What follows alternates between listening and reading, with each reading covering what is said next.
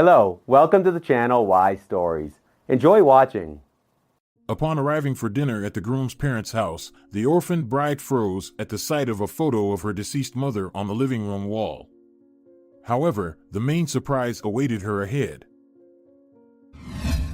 Sandra opened her eyes. The same gray ceiling loomed above her as it had many times before, but now Sandra stared at it intently as if expecting to see some changes.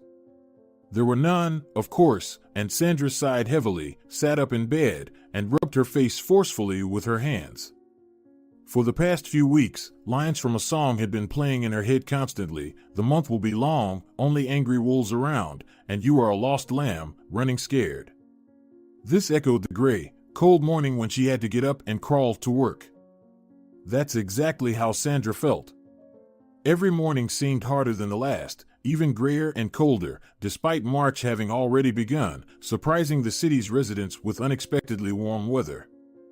Sandra got out of bed, slipped her feet into slippers, and shuffled towards the bathroom. She, if it could be said, was luckier than most graduates. She didn't just get a small room in some apartment, but her own studio apartment. This apartment, however, only had 12 square meters of living space, but Sandra didn't like to complain about her fate. After all, better a small fish than an empty dish, and at least it was her own place, with no neighbors except for a cat that occasionally climbed onto the wide windowsill from outside. In the bathroom, a tired, gaunt girl looked back at her from the mirror. Sandra took a deep breath, bent over to wash her face, and tried to make her tired reflection look somewhat presentable. Alejandra Poland, who both she and some friends simply called Sandra, was a pretty 22-year-old woman. Slender, not very tall, perhaps even beautiful, with fair skin, large brown eyes, and a mane of long, wavy, jet-black hair she almost always tied in a high, thin ponytail. Her eyebrows were plucked into thin lines at the edges, and her fingers were similarly thin with sharply pointed nails. She had been working completely alone for several weeks, sleeping poorly and eating even worse, which had left dark circles under her eyes and her cheeks hollowed, giving her sharp, high cheekbones. In this witch-like appearance, she seemed more Alejandra than Sandra. But this name stubbornly refused to apply to her in her own mind. "Well, it's nothing," Sandra muttered, applying concealer under her eyes. "Nothing, soon it's vacation." Sandra worked at the pickup point of a well-known online store, and if anyone in her circle or some new acquaintances might scoff, what's there to get tired of? You just sit there and sit, occasionally clicking that scanner and handing over orders. In her current state, Sandra was ready to bite such a speaker right in the throat. Yeah, sure, clicking, and besides that, constantly keeping the place clean, damn it, and the pickup point in the warehouse, receiving and loading goods into the database. And all this almost without leaving the confined space from 9 a.m. to 9 p.m. You could get claustrophobia, go crazy in that time. Moreover, working with people in any capacity was often harmful and difficult, a real nerve-wracker. Usually, Sandra didn't work so much, but her co-worker, Leonora, a young mother with a child, had always tried to work as much as possible. However, she and her child caught chickenpox and fell ill. So for the past week, Sandra had been working alone, doing all the work herself. The only consolation was that the manager of the pickup point was an understanding person and promised Sandra an unscheduled vacation as soon as Leonora could return from her sick leave. Leonora earnestly promised to make up for everything and give Sandra a break, as she too was not happy about the prolonged sick leave. Leonora's doctor gave a hopeful prognosis and promised that soon she would return to work and her son would go back to daycare. Today was Wednesday, so there were only 4 days left to endure, not counting today. Thus, with thoughts of the upcoming vacation and plans of what she could do, Sandra spent the whole morning getting ready for work. She had coffee with a sandwich, dressed, and left the house.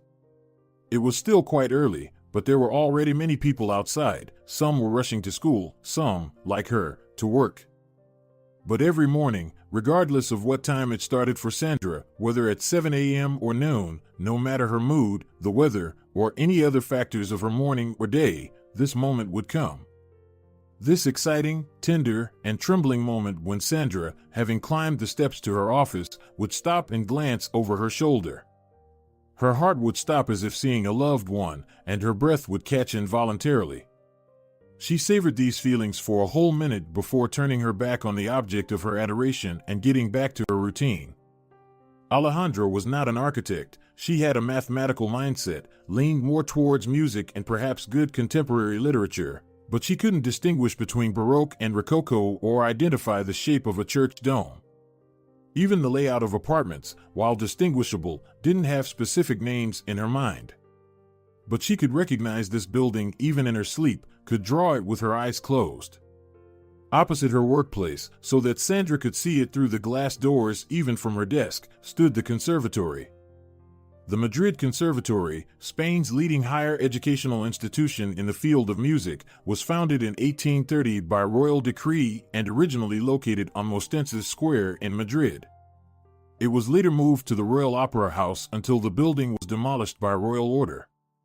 Since 1990, the conservatory has been officially housed in a restored 18th century building opposite the Queen Sofia Museum.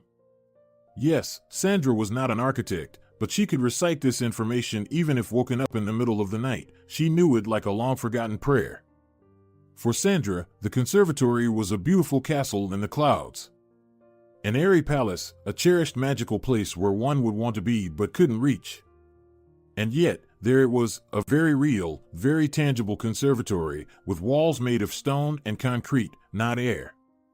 There it stood, across the road, just cross, enter. But for Sandra, it was indeed easier to fly to the clouds and touch them than to be on the other side of the beautiful conservatory's doors. But even if that was the case, she had these moments of admiring the conservatory, moments when she dreamed of being on the other side of those doors.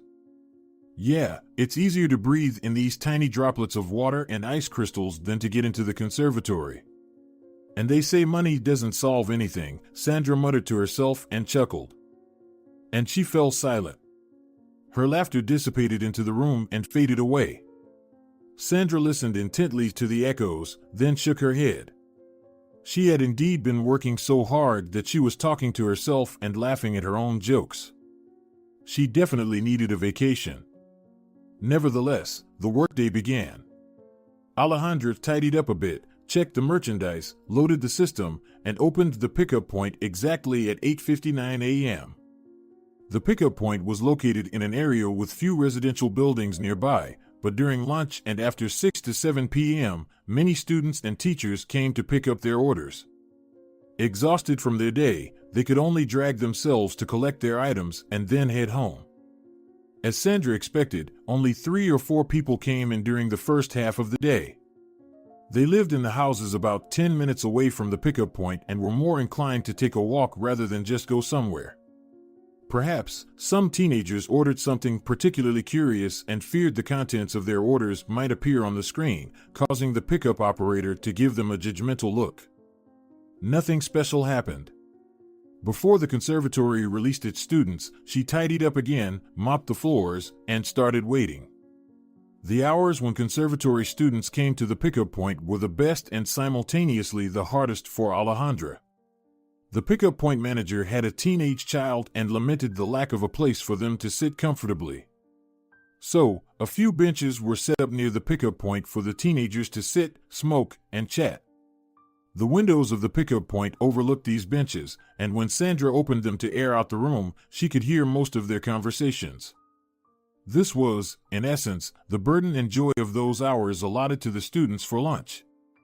We were going over the libretto almost until midnight. I seriously told Senora Lobato that it would be easier for us to stay overnight at the conservatory. I finally played the difficult part without a mistake. I was so proud of myself I thought the teacher would kiss me.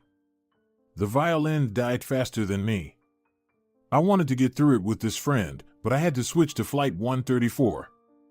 Not that I'm complaining. I signed up for a meeting with directors in the masterclass format, eagerly awaiting the weekend. Sandra understood everything from these conversations. Every word, every term was familiar to her. Whatever she was doing at that moment, she listened to them with the eagerness of a collector admiring rare items for their collection, true treasures. Not being part of their art, Sandra intensely gathered any information she could about the place she longed to be, her beautiful castle in the clouds. When she listened, she felt as if she belonged to this wonderful world of musical art, a part of which she so desperately wanted to be. And when she pondered their conversations, imagining what she could respond, what she could add, she was truly happy. But when the rush hour passed, and the students returned to their classes, Sandra would clean up and go to lunch, and a heavy sadness and longing would wash over her.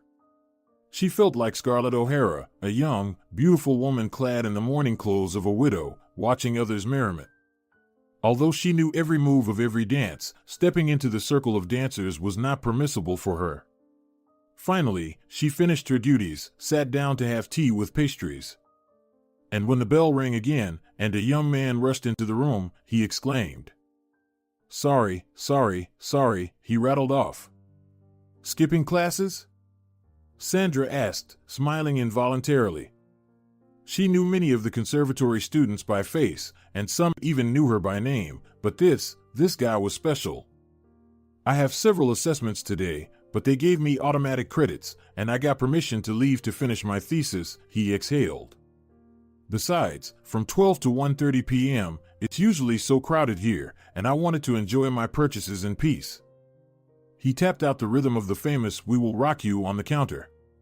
Sandra smiled and, pointing the barcode scanner at him, clicked it invitingly. Montez Claros was a graduate of the directing department and was planning to become a musical ballet director. He came from a rather well-off, even famous family. His mother was a well-known piano teacher and tutor, and his father was a lead dancer in the ballet. The Montez family was connected to both music and ballet, and his grandmother even sang in the opera. According to family chronicles, his great-grandmother or even great-great-grandmother organized concerts during the war years. All this information was readily available, and Sandra had thoroughly studied it, feeling an involuntary thrill from realizing she was interacting with someone so close to the cherished world of ethereal clouds. But Montez was not just the son of wealthy parents. From rare conversations with him, Sandra knew that the young heir of the Claros dynasty was determined, smart, and most importantly, genuinely in love with what he did. He was passionate about his directing work, diligent in his studies, even though his parents' name already opened all the doors he could wish to open. Sandra, who considered herself a hardworking and stubborn person, appreciated people who were just like her. Sometimes, listening to the students' conversations, she would clench her teeth and purse her lips. Brazen and arrogant, she thought, even if she later felt ashamed of those thoughts. It seems as if they've never had any hard knocks in life. And she was right, of course. Most of these carefree boys and girls had spent their entire lives in love, care, and well-being. And Montez, besides his outstanding personal qualities, was also a handsome man. He reminded her of the Starboy from the eponymous fairy tale, tall, with a fair and delicate face, as if carved from ivory, his golden curls like daffodil petals, lips like the petals of a red rose, eyes like aquamarines reflected in the clear water of a stream, and he was as slender as a flower growing in thick grass where no scythe had tread. Such comparisons came to Sandra's mind whenever she saw him, a true prince of royal blood, though Montez was indeed the heir of a renowned artistic dynasty. "Oh, here she is, the woman of my dreams," Montez purred, slowly pulling a thick black violin case out of the box. "And what more could a man need for complete happiness?" "Indeed," Sandra snorted ironically but looked at the case with interest. "Is it a jua?" "A form-holding case with a lid secured by screws and an outer pocket for sheet music. It also comes with a carrying strap for the instrument," Montez nodded, lovingly stroking the violin case. "If he treats the case this way, how does he react to his violin?" Sandra thought. "When I look at violins, I feel like that wizard from Harry Potter who sold magic wands. Long, 28 centimeters, Hollywood with a phoenix feather core. I described each of my violins to my mom the same way. If it's a jua, then I assume it has a solid spruce top, maple back, the edge finished with protective inlay. The fingerboard and pegs are made of high-quality seasoned hardwood, and the body is covered with dark, reddish-brown varnish. The ergonomic bow is made of Brazil wood, with an ebony frog." Sandra just giggled. Montez raised an eyebrow in surprise, and his eyes shone with silent admiration. He slowly nodded. I see I'm not the only Ollivander, Master of Wands here. You know your stuff. In theory, Sandra nodded, not wanting to delve into details. Why do you need a violin if you're a director? I play, Montez said proudly and looked at Sandra with a new expression, mainly for myself, of course, but sometimes I compose music for my productions. Music helps me relax, and in my family, not being able to play at least one musical instrument is considered bad form. They declare me adopted. Sandra smiled, feeling a warm envy towards him. How wonderful it was to have the opportunity to do what you genuinely love, to develop in any direction you desire. But for her, no matter how hard she worked, she had to support herself, maintain her apartment, feed, and clothe herself. Alejandra could work herself to death, but she would never save enough for her education. She was saving something, still hoping for a better future, but each passing month made her realize that she couldn't study and work simultaneously, no matter how much she wanted to. Are you studying at a music school? Montez suddenly asked, putting the case back and instead of leaving, leaned his hip against the inspection table and looked at Alejandra. No, Sandra shook her head, I only have time to work. I thought you were a musician, noticed you know a lot in theory. Sandra blushed. She and Montez had known each other for a year since Alejandra was transferred from one pickup point to this one. It was closer to her home, and because it was recently opened, the pay was slightly higher. Well, to be precise, they were acquainted because Montez had been her last customer on the day when all humanity seemed to go off the rails, and all the customers coming for their packages were unreasonable. Alejandra, fortunately, had become tough from this kind of work with people, but she was morally exhausted. So, when a young man rushed into the room 10 minutes before closing, she didn't expect anything good and looked at him rather warily. Sorry, he rattled off, evidently mistaking her displeasure for a sign that Sandra wanted to leave early that day. I'll be quick, I need my sheet music notebooks, or else they'll tear me apart for not having them tomorrow. Since then, Montez often picked up packages late, but Sandra no longer worried. Montez was a friendly, sociable guy, and they would chat until closing while Montez sorted through his new items. Gradually, Alejandra got to know him better. Somehow, it seemed to her that Montez, with all his virtues, was either lonely or a misunderstood genius.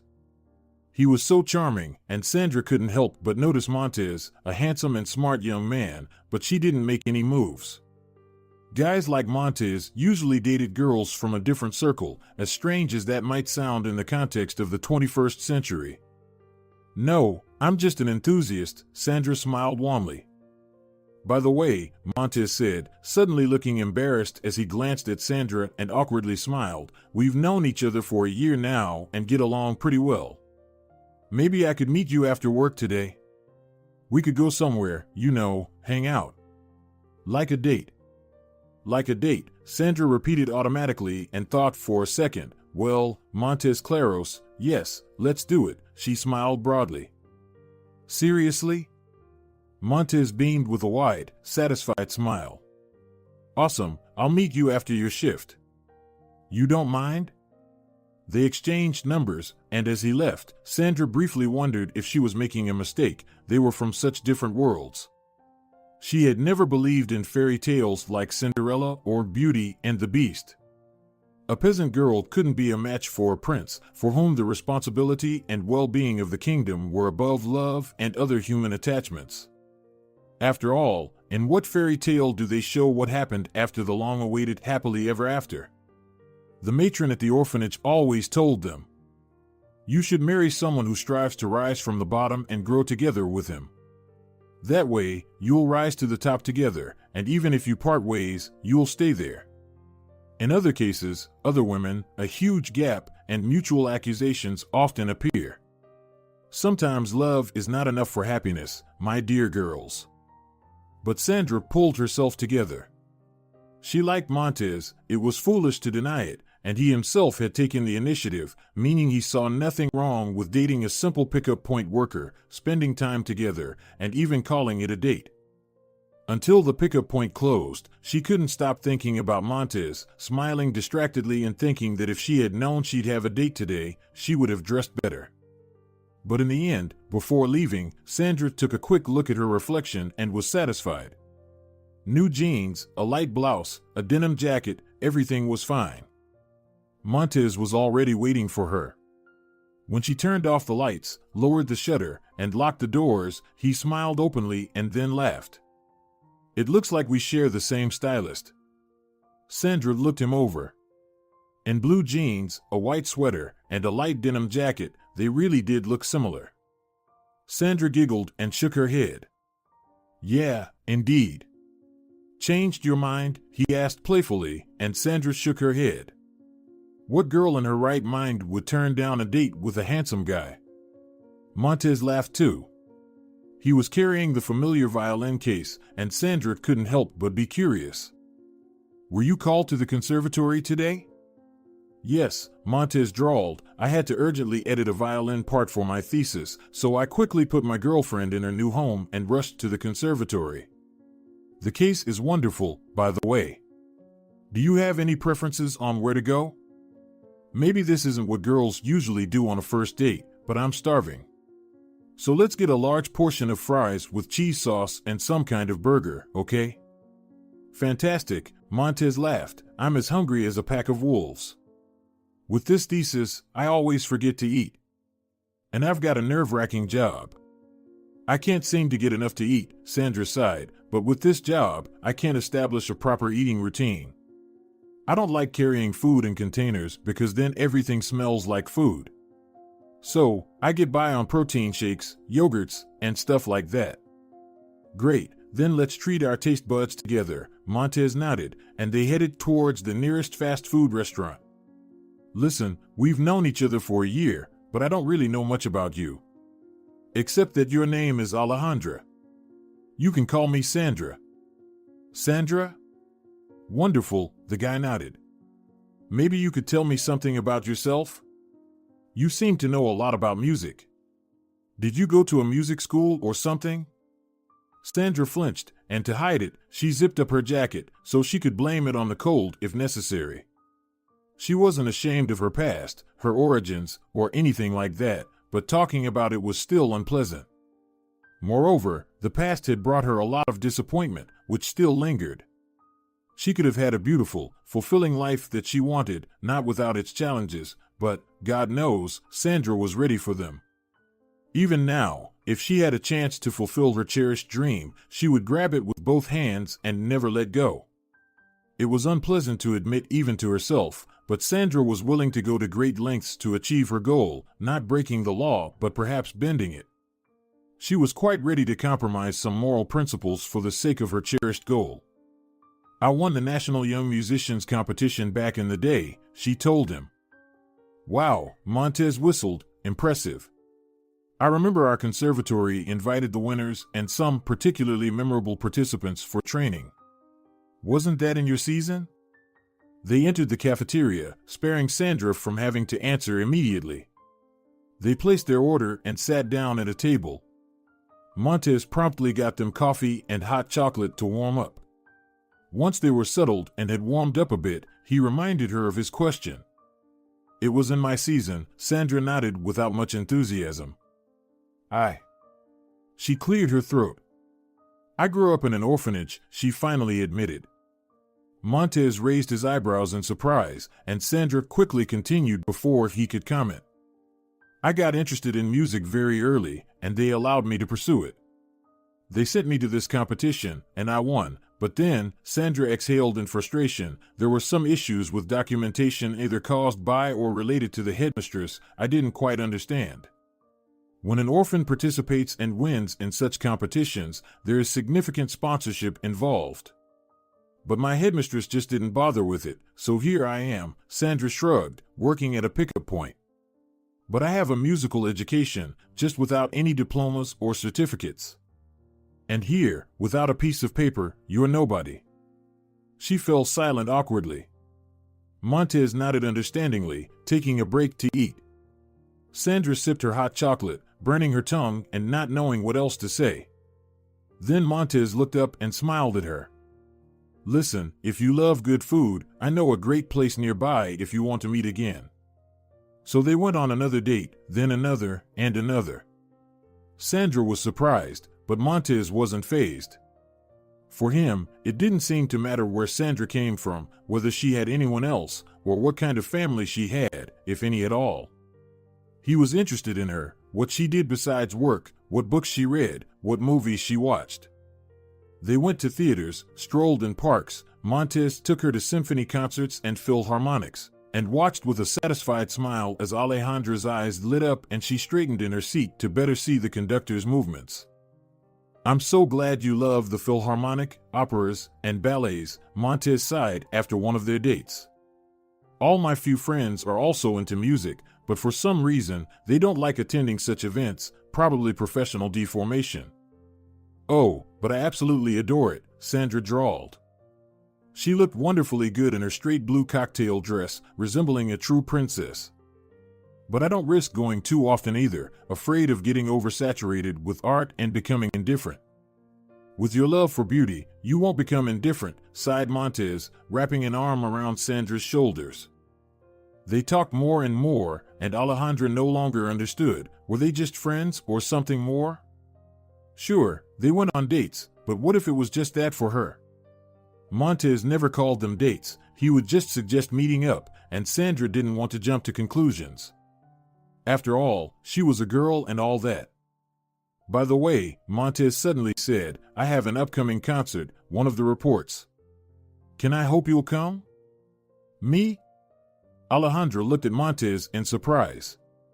"Well, I would love to, yes." "Good," Montez nodded, smiling contentedly.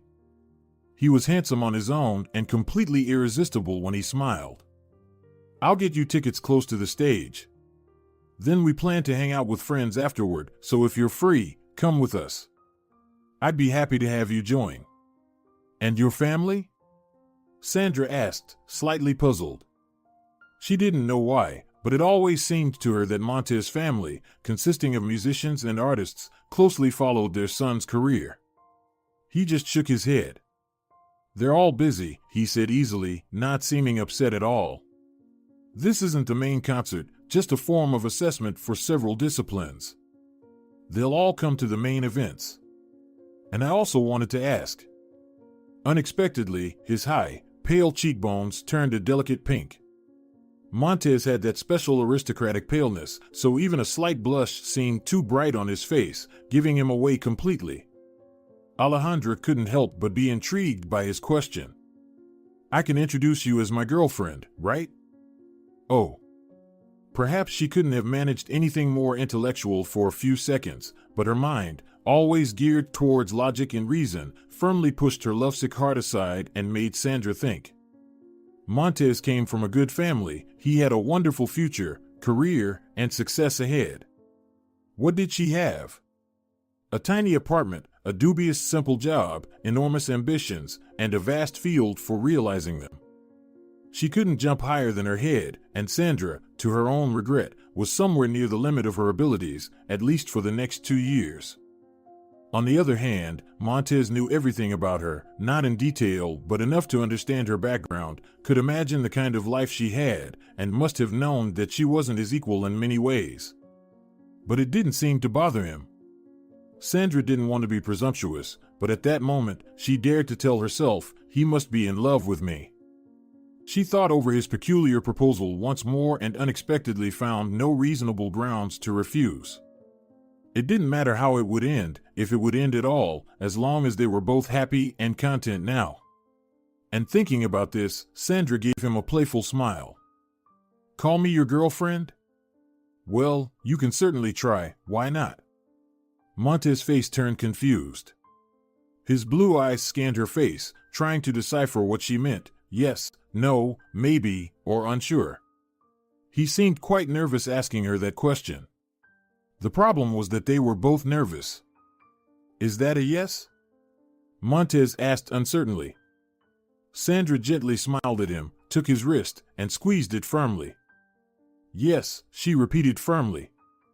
"Yes?" Montez beamed with a smile and, amidst the cheerful laughter of his newly appointed girlfriend, leaned in to kiss her, again and again. And now he seemed completely happy. Sandra felt the same way. They really started dating, no longer just as good friends, but as a real couple.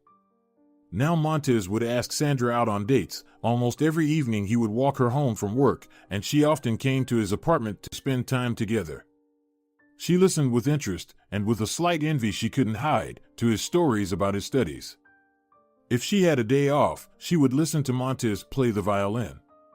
At first, she tried to seem uninterested, but soon enough, she found herself just watching, sitting in a chair she quickly dubbed her own. Montez joked that he brought a girl into his apartment so she would be called his own, not the chair, but he was definitely pleased to see Sandra in his apartment. "Want to try?" he asked one evening after finishing his piece. Sandra's eyes sparkled, and Montez smiled at her.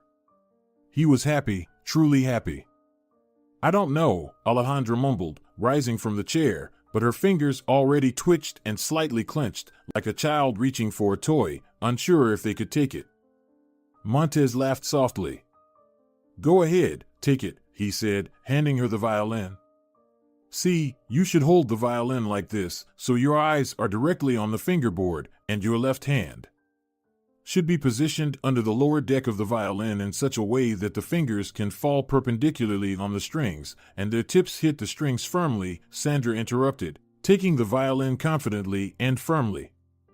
Placing it on her shoulder, Sandra swept her mane of dark hair over her back to keep it out of the way and lightly twirled the bow between her fingers.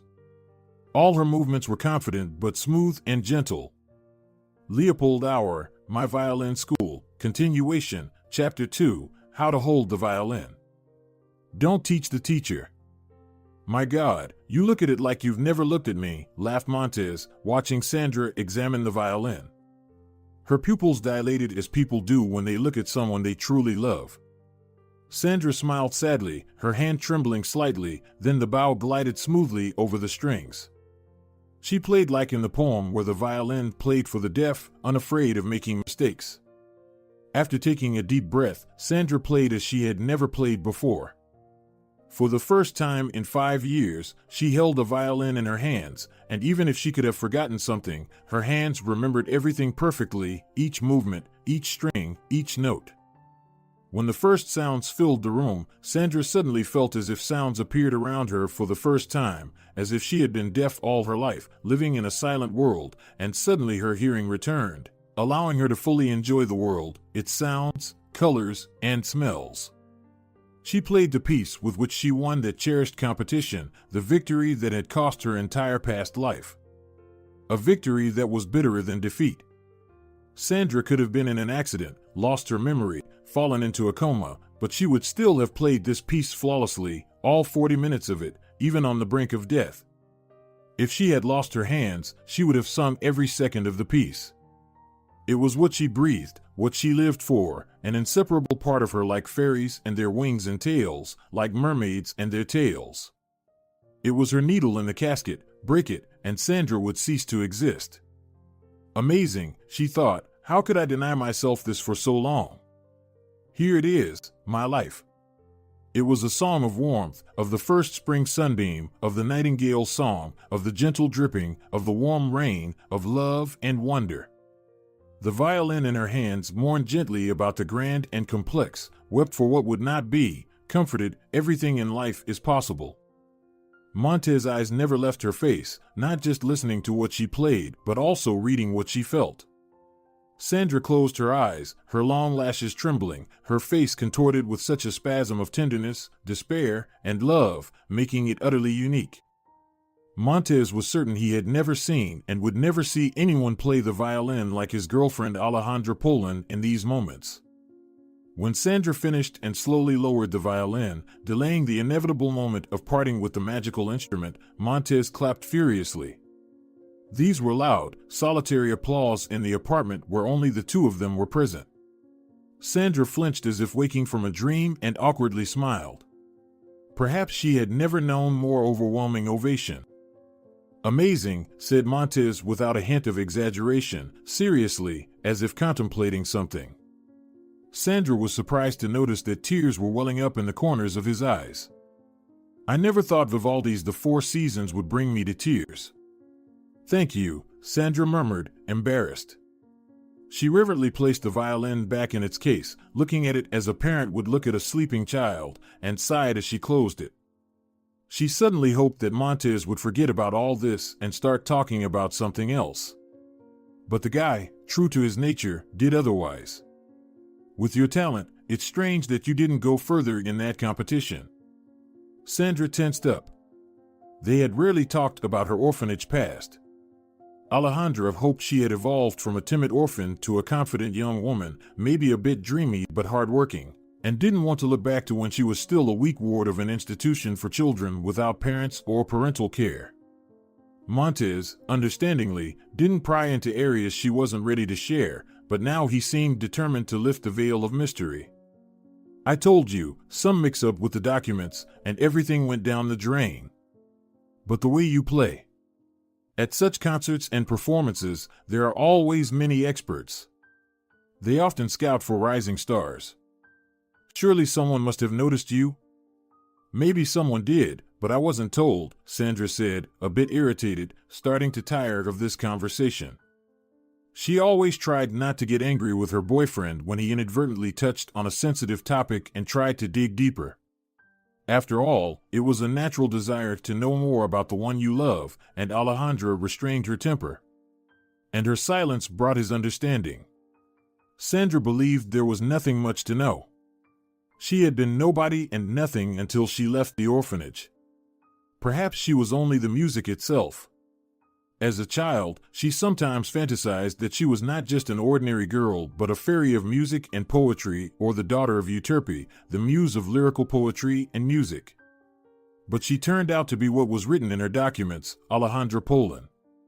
Montez, however, didn't drop the subject this time. He looked at her thoughtfully, folding his arms across his chest.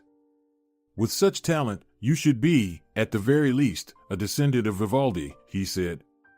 Sandra sighed wearily. I have no idea. I don't keep silent about my parents out of spite, but because I truly don't know, she said.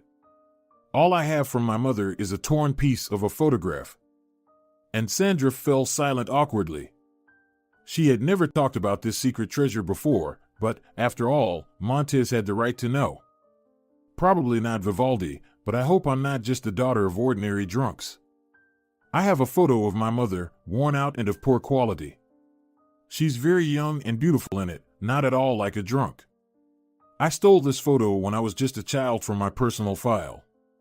After the headmistress refused to send me to the conservatory boarding school, I became wild and uncontrollable. She once reprimanded me in her office because of another scandal, but she was called away, and my folder with my scant biography was on top. I took the opportunity to flip through those papers.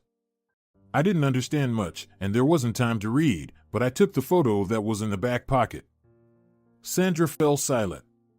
Montez was quiet for a while too, then softly, without much hope, asked, "Will you show me?"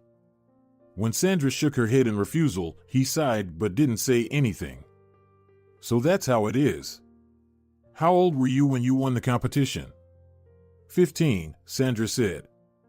Even if she wanted to, she couldn't forget the details of those years, although everything after 15, after that terrible rejection, passed in a blur for her. Montez, like a ray of sunshine, appeared in her life at the age of 22. He probably didn't understand how much she loved him. Montez looked at her in surprise, calculating something. You must have been preparing for such a competition for a long time. Did you start playing as a baby? He joked awkwardly.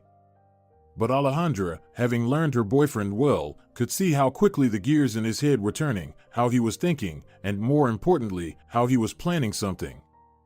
I was 2 years old when I held my first violin, she suddenly stunned him. Even Montez Claros, from a noble family of musicians, was visibly shocked. He had started music school only at 5. At 5, I was the youngest student in the music club at our orphanage. I gave my first concert at that age. I couldn't speak correctly yet, but I already knew the names of all the orchestral instruments. Listen, Sandra, he began in a coaxing tone that Sandra knew well. Montez had thought of something, and now, whatever she said or answered, he would achieve his goal.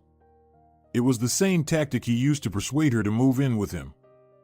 Sometimes, some masters at our conservatory hold auditions that anyone can attend, even without a musical education. I know about that, she interrupted him, and I know it's all about connections. Sandra smiled sourly. Do you think I haven't tried everything on the way?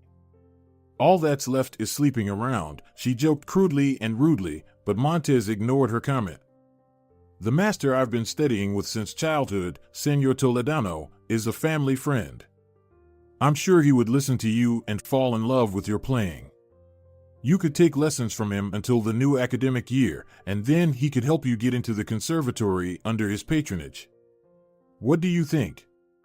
Sandra's eyes widened, and although Montez was offering her the chance of a lifetime, her first reaction was, Montez, no. She wasn't afraid of the audition, but of the fact that her castle of pink clouds suddenly became quite real and close, and most of all, that it was Montez doing this for her, a man she had already grown deeply attached to, feeling strong emotions for. Sometimes, doubts would creep into Sandra's mind about whether he needed her. But Montez mercifully ignored such bouts of insecurity, and Sandra allowed herself to enjoy how their relationship was unfolding. But this was something more. Montez was offering her something worth her entire life, a second chance, 1 in 1,000. Yet, upon hearing her refusal, Montez simply beamed with a satisfied, toothy smile. Montez, yes, he declared, and before she could voice her worried refusals and objections, he pulled Sandra to him for a kiss. A couple of days later, he introduced Sandra to Señor Toledano, a 73-year-old violin and music theory teacher who was the godfather of Montez's uncle. Montez initially went with her, but Señor Toledano asked him to leave. Montez was surprised to note that Sandra wasn't anxious or nervous at all. She greeted and introduced herself calmly, looking around the auditorium with such reverent adoration and awe as if an ancient saint had entered a modern, magnificent temple. Montez smiled restrainedly. In a long, strict blue dress in the style of Kate Middleton, with her hair up, she looked more beautiful and elegant than ever. Alejandra's audition lasted about an hour and a half. At first, it was quiet, then muffled sounds of the violin were heard. The conservatory auditoriums were soundproof, so Montez couldn't hear what his girlfriend was playing, but at some point, he found himself tapping the rhythm of the Four Seasons. For some reason, he wasn't worried at all. Sandra's calmness and confidence had been transferred to him, and Montez was now sure that everything would go wonderfully. When he was allowed to enter, he saw Alejandra smiling slightly. Señor Toledano looked at him without showing much emotion, but Montez noticed the silent astonishment in the teacher's eyes. Montez, you have found a real diamond, Señor Toledano said reservedly. I never thought that people with such talent still existed outside these walls. Yes, of course, there are minor mistakes in posture, finger positioning, a bit of stiffness, but I suppose that's due to a long absence from practice. Probably, Alejandra said calmly. When I picked up the violin, I thought my fingers were frozen sticks. And then everything will start to hurt, nodded Señor Toledano. Your theoretical knowledge is amazing, and if you agree, Alejandra, we'll start preparing, and next year you can join us. That I can promise you for sure. Alejandra's fingers twitched slightly, gently clenching with excitement. She swallowed nervously. Damn. Here it was, her lifelong dream, her castle in the air. She was no longer just approaching it, no longer just realizing it was real, as it was when she was preparing for the audition. She was on the threshold of this castle, the dream was almost in her hands. And Sandra intended to grab it and hold on tight. There was just one detail that needed clarification. Unfortunately, Sandra couldn't completely forget about the real world. The cost, she asked rather businesslike, seeing no point in hesitating or being shy. Such individual courses were significantly cheaper but still required payment. The master would take on a student, nurture them, and they would enter the conservatory by recommendation. If the student successfully graduated, the master would receive a certain premium and reward. However, the actual process of nurturing was not covered by the conservatory, and these courses were conducted at the teacher's own rate. Señor Toledano opened his mouth to answer, but Montez quickly but gently interjected. I'll take care of it, he said firmly. Alejandra opened her mouth, ready to object, feeling increasingly uncomfortable, but Montez looked at her warningly and shook his head. I'm following etiquette. I invited you, so I pay. And no objections. Sandra tried a few more times to hint that she was uncomfortable accepting such expensive gifts, but Montez, happy with her success, didn't listen, and Sandra gave in. In June, Montez finished his studies, and after a short break, Senor Toledano set to work on polishing the diamond that Montez had brought to the institute. The young man laughed, saying that Senor Toledano couldn't wait to work with Sandra himself. He may not show it, but he's absolutely thrilled with you, Montez confided, and Sandra laughed, pleased. After overcoming her initial anxiety and doubts, she finally immersed herself in her magical new world with pleasure. Their relationship also progressed. Almost immediately after graduation, they moved in together. Montez had suggested moving in earlier, but Sandra felt he needed peace and personal space before graduating from the conservatory, so they agreed to move in at the end of June. Montez initially grumbled but later was grateful. He was so overwhelmed with exams, his thesis, and the concert that he couldn't have adjusted calmly to having his girlfriend in his apartment, getting used to not living alone. Moving in together was a serious decision, an important step in their relationship, so it was crucial to maintain their relationship, feelings, and love during such a challenging time. The only remaining issue was Alejandra meeting the Claros family. Sandra, who had not just resigned herself but truly believed in Montez's serious intentions, was mentally preparing for this meeting and was not opposed to it. Montez honestly admitted that he had already told his family about Sandra, and Senor Toledano had mentioned that he was working with Montez's talented girlfriend.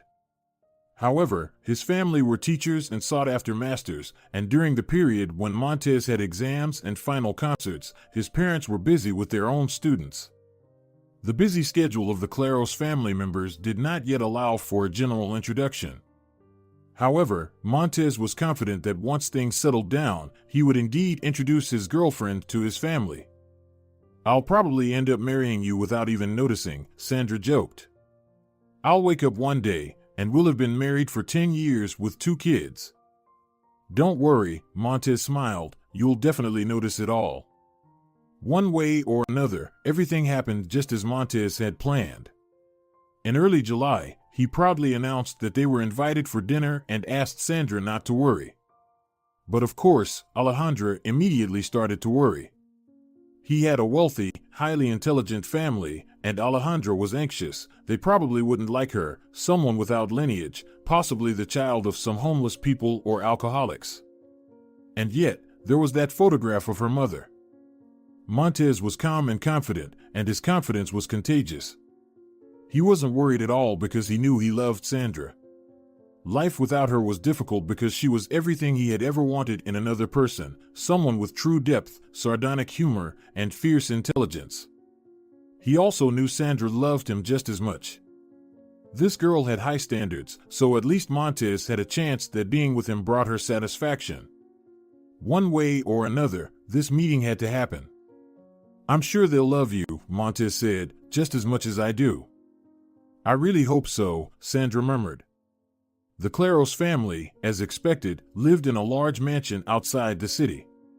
Well, lived wasn't the most accurate term, rather, they gathered there occasionally. Each had a more mobile residence in the city since commuting through traffic for important work during the season was impractical. There were precedents where the senior members of the Claros family even stayed overnight at the conservatory during the busiest exam periods. The family wasn't very large, mother and father, Pedra and Leonardo.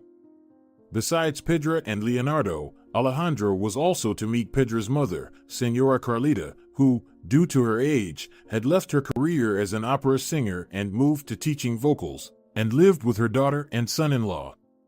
Carlita's husband, Senor Santiago, was probably the only family member who wasn't a musician, singer, or someone with a musical education. He was a historian. Montez also mentioned that his uncle Arturo and his godfather Senor Toledano might come. Before the visit, Sandra took 2 valerian tablets, and by the time they arrived, they had taken effect, and she felt calmer. Contrary to expectations, they weren't greeted in the hall like in all those movies about wealthy families. They arrived to find Leonardo and Senor Santiago smoking on the veranda. When they approached, the men smiled warmly at them. "Well, hello, young people," said Senor Santiago, apparently as the eldest family member, taking the first word. "How was the journey? Did you have a good trip?" "Good evening, Grandpa, Dad," Montez nodded. "The journey was fine, thank you." "Alejandra," he put his arm around his companion's waist, "this is my grandfather and father, Senor Santiago and Leonardo. This is Alejandra, my girlfriend." "Good evening," Alejandra nodded, managing her slight nervousness. "Nice to meet you." She was given a light, appraising look, but it wasn't intrusive. Sandra raised her chin slightly, knowing she looked stunning that evening. Her hair was styled in an elegant updo, and she wore a long, dark green dress with a black belt at the waist, a neat light makeup without bright tones, and her feet were adorned in black suede shoes with straps. Sandra wasn't offended by the evaluating glances. Any parents would look at their child's partner like that, as appearance often reveals a lot about a person. She had prepared herself for being closely watched and was even grateful for the strict etiquette and behavior training she received in the orphanage. "We are also pleased to meet you, Alejandra," Leonardo nodded. "Finally, our boy has brought his fiancé home." "Fiancé," Montez repeated dreamily. Sandra raised an eyebrow, and he laughed awkwardly. "Careful, you might scare away my fiancé," said Montez, holding Sandra tightly, who laughed awkwardly. They stayed on the veranda for a while longer. The men talked, discussing premieres, work, and amusing stories from the workplace. Sandra felt her tongue glued to her palate, but she eagerly and adoringly listened to every word.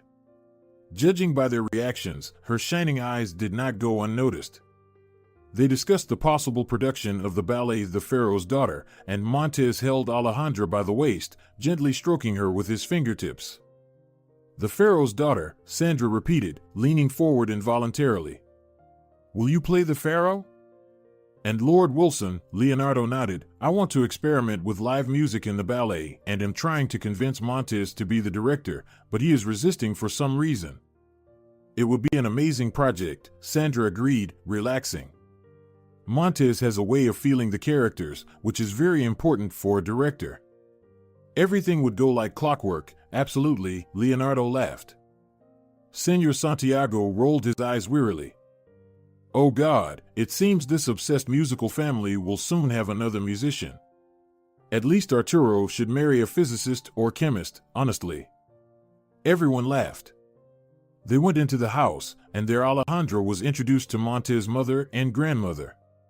Pedro gave her a more critical look than her husband and father, but was overall welcoming. To Alejandra's great relief, Pedro smiled warmly and greeted her, while Senora Carlita, after mutual introductions, immediately asked what kind of wine Alejandra drank. On the low table in the living room where the family had gathered, there were already 2 bottles of wine and beautiful tall glasses. "I don't drink," Sandra said shyly. Montez barely held back a snort. "Of course, she doesn't drink, a person who could easily drink without getting drunk. But what girl would reveal all her capabilities to her boyfriend's parents during their first meeting?" Senora Carlita just snorted. "That's nonsense. A glass of good wine never hurt anyone. Trust me, dear, as an experienced singer, no wine, no voice. That's how it is. So, while the table is being set, I suggest a light aperitif." Sandra stifled a short laugh. My God, they really do have staff in the house, she thought. Before dinner, they chatted a bit. Sandra was asked about her job, how her lessons with Senor Toledano were going, what kind of music she was studying, and then the conversation slowly shifted to more distant and calm topics. During dinner, there was little conversation, mostly about household matters, premieres, and work trips. Montez was asked about his plans, where he intended to work after finishing his studies. "And you, Alejandra, are you also going to study at the conservatory?" Pedro asked. They apparently knew her story about not having parents and tactfully avoided that topic. Yes, I'll be applying in August, Sandra nodded, after my lessons with Senor Toledano. Which department? Musical and instrumental arts, orchestral string instruments, violin. Good choice, Leonardo nodded. I really like the sound of the violin, added Senor Santiago, one of my favorite instruments. Sandra has real talent, said Senor Toledano, and Sandra blushed deeply. It feels like she was born with the instrument in her hands. Maybe instead of a rattle, they gave you a violin? Or in a past life, I was Antonio Vivaldi, declared Sandra, and everyone laughed. Sandra relaxed after a glass of wine and was no longer as nervous. She realized that the family members had many things to do, and they rarely met together for dinner, once a week, and during this time, they had news to discuss. At some point, Montez suggested showing Sandra around the house. They stepped outside. Sandra exhaled. Montez hugged her shoulders, kissing her temple. Well, how are you? Well, my hands weren't shaking too much, and I'm not worried anymore, Sandra admitted honestly, smiling. You were charming, Montez reassured her. They went up to the second floor, turned into a corridor, and Sandra, with surprise, saw that it was something like a gallery, with large genuine paintings hanging on the walls. Everything's fine, don't worry, he added. The first impression was definitely good, and as they get to know you better, they'll see what a wonderful person you are and love you just like I do. But I hope you like my family too. Did you feel comfortable? I was nervous, but I wasn't uncomfortable, Sandra said. Your family is very intelligent, very polite. I really enjoyed talking with them. And by the way, she added playfully, squinting at Montez, fiancé? Montez blushed charmingly. In our family, everything is always serious, he tried to say as cheerfully as possible. But Sandra was surprised to see that he was genuinely embarrassed about the word fiancé in relation to her, taking it quite seriously. But, Sandra, we're not pressured, don't worry, it's just. I understand, it's all good, Sandra smiled, feeling a strange excitement and joy deep inside at the thought that Montez seriously considered her as his fiancé. She had never thought she would be glad that her boyfriend, whom she had been dating for just over 6 months, was considering a serious relationship. As you said, it would be hard not to notice when you get married. Montez laughed awkwardly. And Sandra, who had been examining portraits of composers and members of the Claros family, suddenly froze. On two opposite walls were portraits of family members and famous composers. Montez was saying something about his family when Sandra felt as if she had been doused with cold water. Her gaze stopped on a familiar face. Sandra, what's wrong? He asked worriedly. She didn't respond. She stared at the woman in one of the portraits. The dark hair was styled elegantly, and she was depicted in a heavy burgundy dress with a shallow neckline adorned with a pearl necklace. The stately fresh brunette was very tall, with dark eyes, a lovely, gentle face, and perfect features. Sandra instinctively leaned forward, lightly touching the portrait with her fingers, and realized it wasn't a photograph or a photo made to look like a portrait, but an actual portrait. Who is this? One of your relatives? Sandra asked in a barely audible voice, although she already knew the answer. Sandra knew every inch of that face, every detail of that portrait. It was her mother, the woman Alejandra had only seen in a small, worn photograph. And what was her image doing here? Could it be that her mother was a musician, an opera singer, or a ballerina? Or was she a Claros, a relative of Montez? Could they be related? Montez, however, looked at the portrait without much expression. My mother's greatest idol in the entire musical world is Martina Rivera, a famous pianist who became well known as a child, performing in competitions from the age of 5. She came from a fairly poor family. Martina didn't have a father, but she managed to rise from the very bottom. For my mother, she is a model of hard work and perseverance. She wrote music for several famous ballets and textbooks on piano teaching. Montez smirked slightly and shook his head. You don't know her? How is that possible? You're planning to enter the conservatory, Sandra. Sandra's nerves gave way.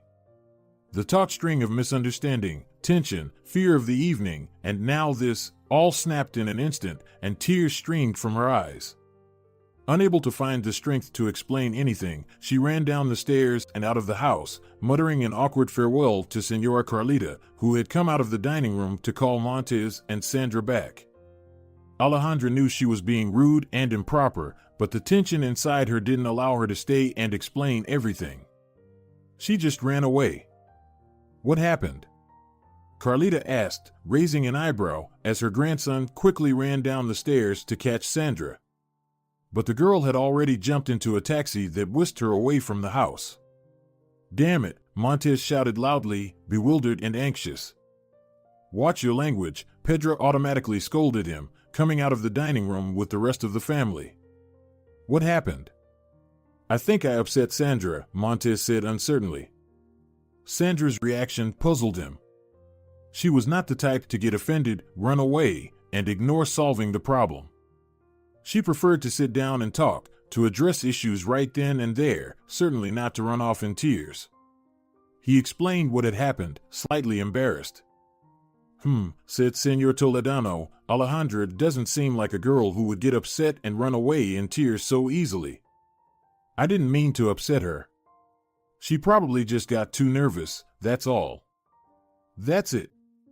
And then cried over a trifle, Pedro suggested, patting her son on the shoulder. Meeting the family of a young man is a serious step, and her nerves probably gave out. Tomorrow, go and apologize to her. The next day, Montez entered their apartment as if walking into a minefield. He considered Sandra the rightful mistress of their little nest and didn't want to assert himself as this is my home, I'm the master here. Moreover, he was very worried that she might not be home at all, unsure how deeply he had upset her. But Sandra was home, sitting in the chair she had claimed long ago, thoughtfully looking at a photograph in her hands. Hi, Montez said uncertainly, hiding behind a bouquet of orchids like a shield. Sandra flinched, as if she hadn't heard him come in, and stared at Montez. I'm here to apologize. No, you should forgive me, Montez, Sandra said quietly. I behaved so badly yesterday. I'm very ashamed of myself, and before your family. Now, as a fiancé, I certainly haven't made a good impression. Come on, Montez exhaled with relief, coming closer and placing the bouquet on the table. He squatted down in front of Sandra. My mom, during her first meeting with my grandparents, was so nervous that she drank too much wine. They still joke about it to this day. So, no one is judging you. Mom said I should invite you for another meeting. They'll be happy to see you again. Montez paused, gently stroking Sandra's knees with his fingers. But still, what happened, dear? Sandra remained silent for a while, looking at the photograph in her hands, and then turned it towards Montez. My mother, she said simply, that woman in your portrait, Martina Rivera, that's my mother. Montez, like in a movie, opened his mouth, then closed it again and opened it once more, staying silent for a few minutes, shifting his gaze from the photograph to Sandra's face, seeing or thinking he saw the obvious resemblance. Martina in the photograph was slightly older than Sandra, and her eyes were dark, but, Sandra, I don't even know, Montez said awkwardly. He didn't want to dismiss Sandra's idea as foolish right away, and he had the photograph in his hands. However, it was hard to believe just like that. Martina Rivera had no children. Yes, I know, Sandra nodded patiently. I know that officially she had no children, but I also know that I took this photograph from the back pocket of my personal file in the orphanage. Maybe this is all some big joke, or maybe. They both thought about the incredible possibility, about some big secret. For Montez, this changed nothing, it seemed like just a fun adventure, but it was important because it was important to Sandra, more important than anything else. What if it turned out to be true, and she felt more equal because of it? Montez had never thought about it himself, but he understood that Alejandra was somewhat embarrassed by her uncertain origins. The only thing he could do was convince her of his love.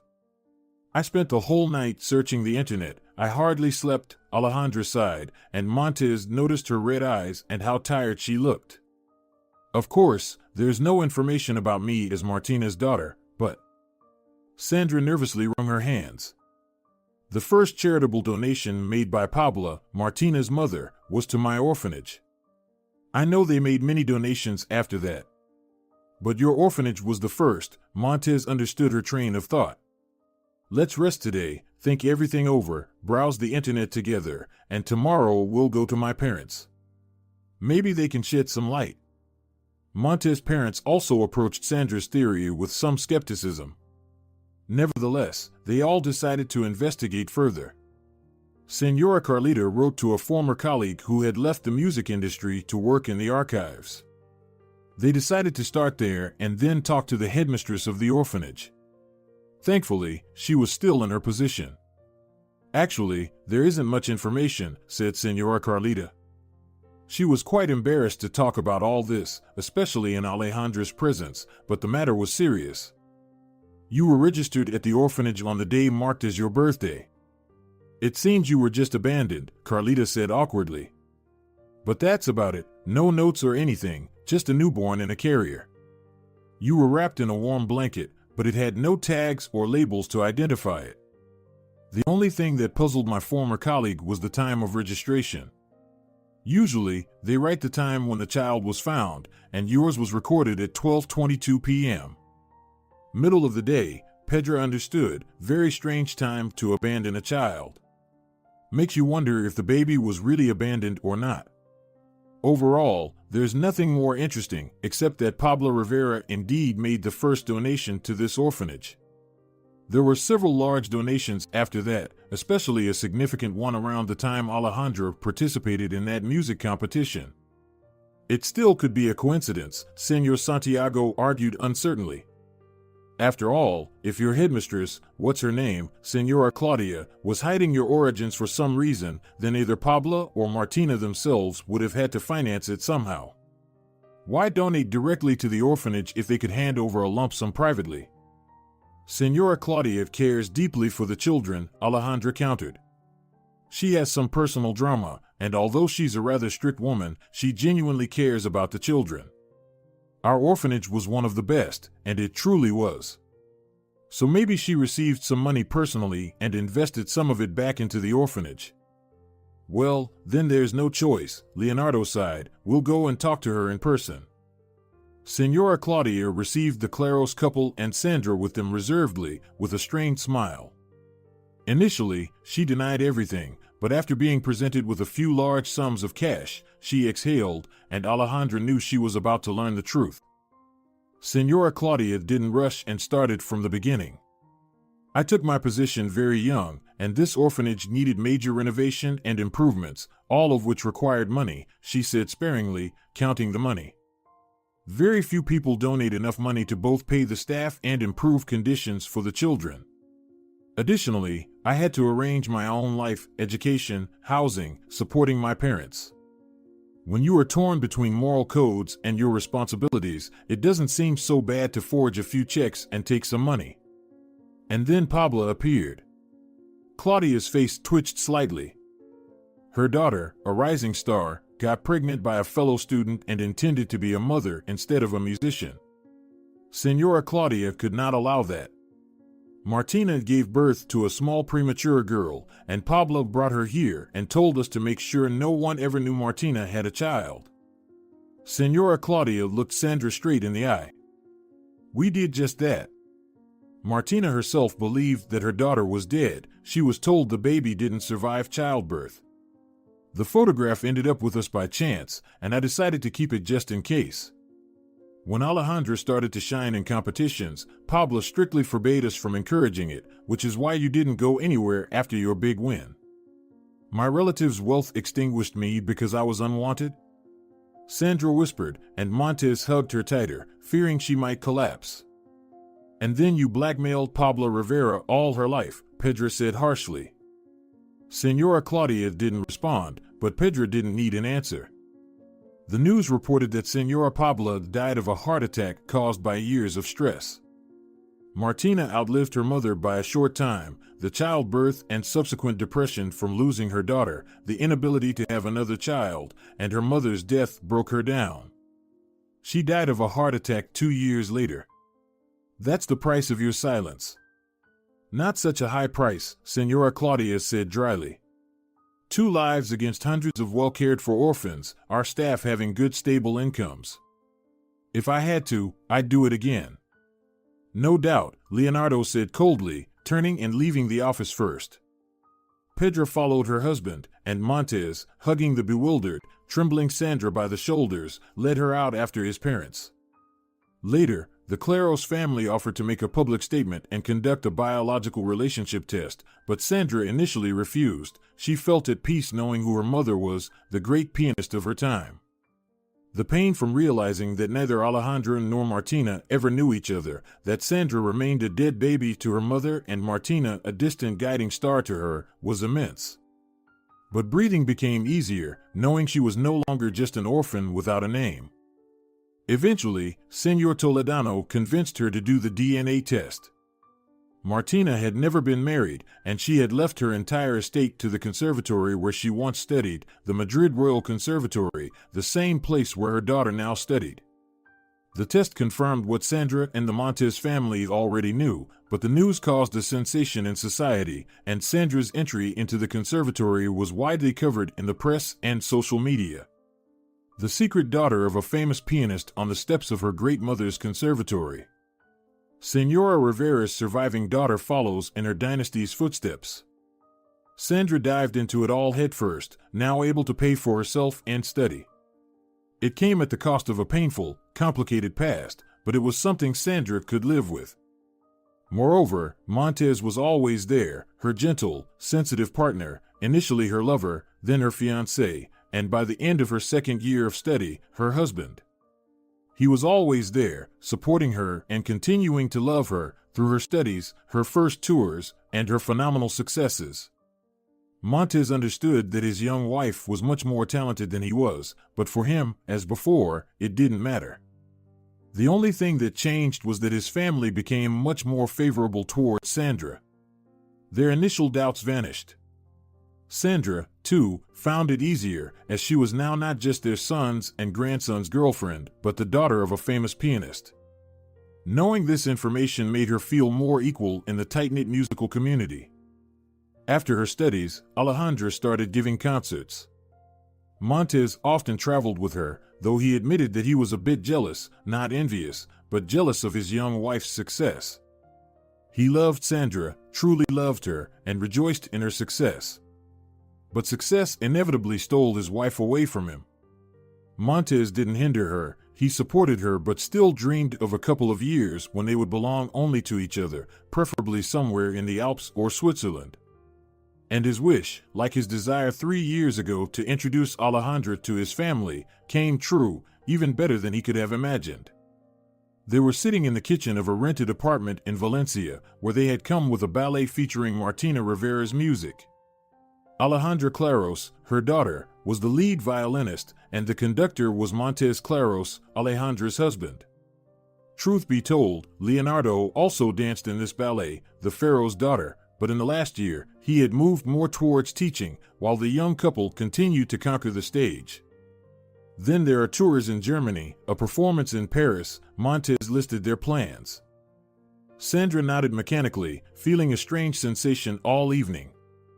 And then there will be a break, and a week before Christmas, we can go somewhere to relax. After the holidays, we have a busy schedule. We never really had a proper honeymoon. We'll have to clear the schedule significantly after the holidays, Sandra suddenly said. Why? Montez asked in surprise. What about your success, your victories? Did something happen? Something did happen, Sandra nodded, looking Montez in the eyes. In about 7 months, there will be another Claros in our family, and although classical music is beneficial for children, the workload will be contraindicated for me.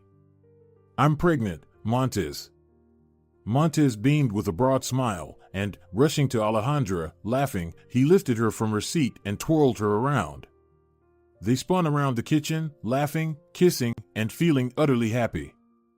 And now Sandra no longer doubted that everything would work out for them, just as Montez never doubted it back then. After all, she had the portrait of her mother, her example, before her eyes. And if Martina didn't succeed, her daughter was determined to make it. To succeed and be happy for both of them. If you're enjoying it as well, leave a like and subscribe.